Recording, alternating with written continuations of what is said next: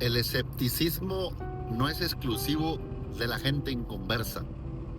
Lo que quiero decir con esto es que escepticismo significa no creer en alguien o en algo.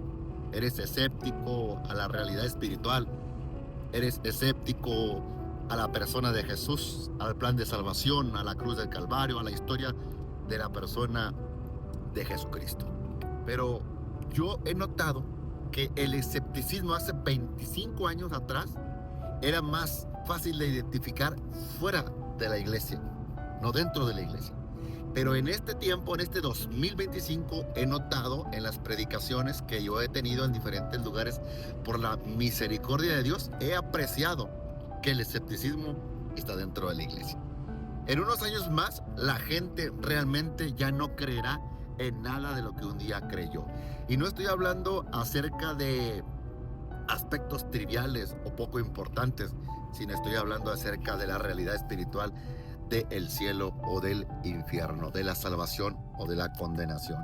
El diablo no te tumba de una sola mano, te va llevando poco a poco hasta que te confíes, te desliza, te retira de la seguridad, te retira de ese lugar donde tú estabas enamorado, y poco a poco eres una persona que pierde el amor, que pierde su fe, y que todo lo que escucha o todo lo que lee lo razona, lo critica y lo juzga. Ya hoy es costumbre que digan, no necesariamente tiene que ser así. Cuando hablas acerca de, voy a dar un ejemplo, de un milagro, de una sanidad o de la salvación de una persona. Esa persona recibió un milagro, estaba enfermo y Dios lo sanó así, al instante. Pero la gente, aún viendo, no cree. Hay escepticismo dentro de la iglesia. Cuando Jesús llegó a su tierra, Él se retiró de ahí porque después de pocas predicaciones que hizo, no creían. Y dice la palabra que se vio obligado a poner manos en los enfermos y a sanar unos pocos, muy pocos. Y se fue porque no hay profeta sin honra sino en su propia tierra. Pero el problema es que hoy incrementó el escepticismo. Hay mucha incredulidad dentro de nosotros mismos. La gente antes, cuando llegaba a la iglesia, lloraba al sentir la presencia de Dios. Hoy, a la presencia de Dios, a ese gozo sublime, a esa persona divina que se mueve entre su pueblo, llamada iglesia, le llaman emoción, le llaman no necesito llorar como tú, no necesito levantar mis manos, no necesito ponerme de rodillas para orar. Y empezamos a razonarlo todo y a estar retirándonos del origen, de la iniciativa, que la iglesia empieza a rechazar a Dios sin darse cuenta. Así es que sí hay escepticismo en las redes sociales, sí hay escepticismo en la iglesia y hay escepticismo en los ministros.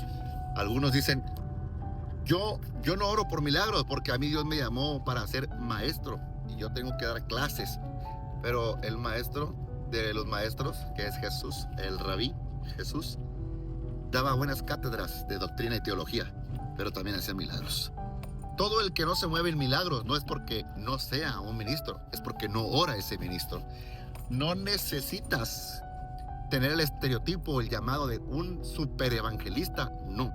Estas señales seguirán a los que creen. Ahí no hay ningún ministerio, a los que creen. Ahí está el joven de la iglesia, ahí está el adolescente de la iglesia, incluso los niños con la conciencia plena y capaz de orar y entender que la oración tiene poder para sanar a un enfermo. Pero hoy los ministros con años y con estudios teológicos parece ser que no saben dominar ese título que se les da de maestros o de licenciado o máster, doctor en teología. Eso lo marea, eso lo llena de soberbia, lo llena de orgullo. No tiene la humildad y tampoco la presencia. De hecho, duda. Hay cultos donde están esos dichos maestros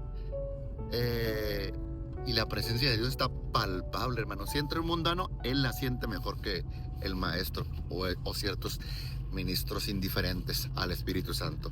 Y llegan y están así con las manos cruzadas así. Y si alaban a Dios es así.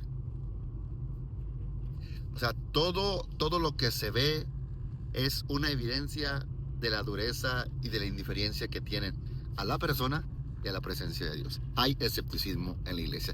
Que Dios lo guarde, que Dios lo cuide y manténgase humilde y conectado para que usted el día de mañana no sea un escéptico, sino sea un creyente fiel. Dios les bendiga.